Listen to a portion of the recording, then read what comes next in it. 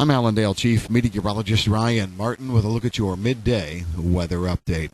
As we survey action across the country here at midday, we see warm fronts making some progress through the Great Plains. Those warm fronts are being aided by strong south winds up the backside of high pressure. This is the warm-up that everyone's been talking about. Some people have been talking about it more than they should, trying to make things last longer term. I guess I'm not on that bandwagon right now. I'm looking at this being at least a 2-day warm-up, at most maybe a 5 to 6 day warm-up. I can tell you this right now. We've got more cold air coming, and I think it's going to be something that jerks a lot of folks back to reality. It's going to be a cold winter as we go forward, and any kind of warm-up like this is something that will allow you to enjoy life for a couple of days and then bundle back up. Now, overall, we are looking at some pretty serious precipitation, or some very good precipitation, coming across a good chunk of the Corn Belt as we go through this weekend and into early next week, and it's looking more and more like we're going to try and duplicate that as we go into and through the time period late this coming week. So from Thanksgiving Day, Thanksgiving night, through Black Friday, and into Saturday. I think we've got some good moisture that's going to be trying to work in there as well. Both of those systems are going to usher in colder air behind. So, for example, while it gets very, very warm here short term, the next few days, as the front finally moves through the Corn Belt over the course of the weekend, we are going to be seeing temperatures drop back down. In this case, it doesn't look like we're going way, way, way below normal, but we're going to drop down at least to normal or slightly below.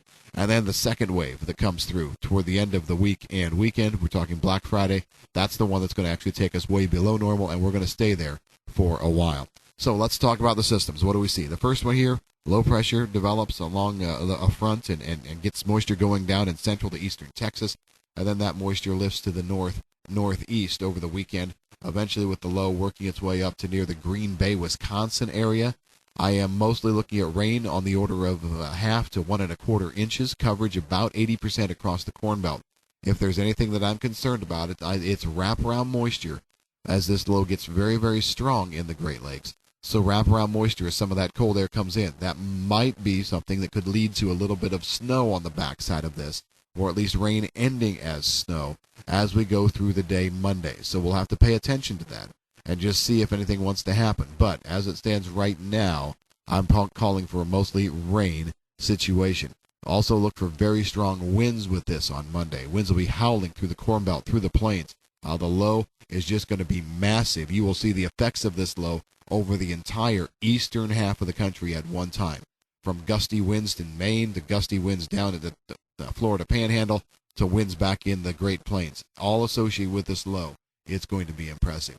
We put together several dry days then as we work toward Thanksgiving. As a matter of fact, Thanksgiving Day will probably have at least a little bit of light snow in it, or some cloud cover and precipitation in the Great Lakes, as we see a little wave coming in to Wisconsin, Illinois, Indiana around Wednesday late afternoon or Wednesday overnight into early Thursday. But Thanksgiving Day itself should be dominated by high pressure.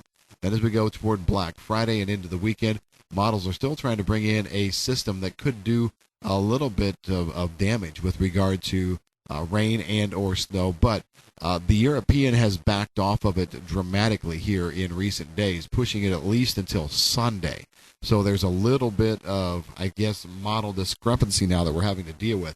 I still like a system in there, and one of the reasons I do is because I think we're going to be seeing a secondary shot of cold air that actually pushes us back close to where we have been the past few weeks, way below normal.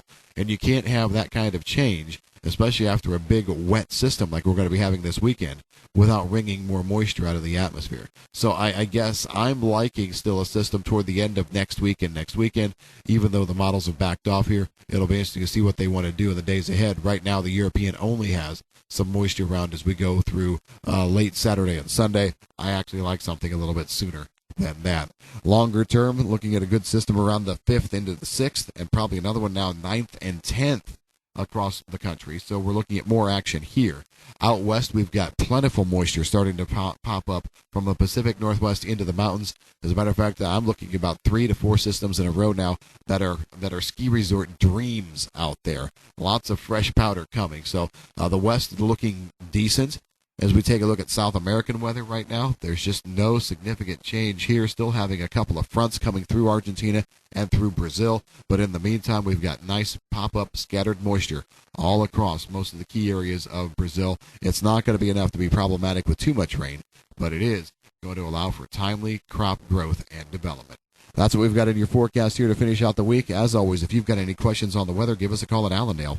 I'm Chief Meteorologist Ryan Martin.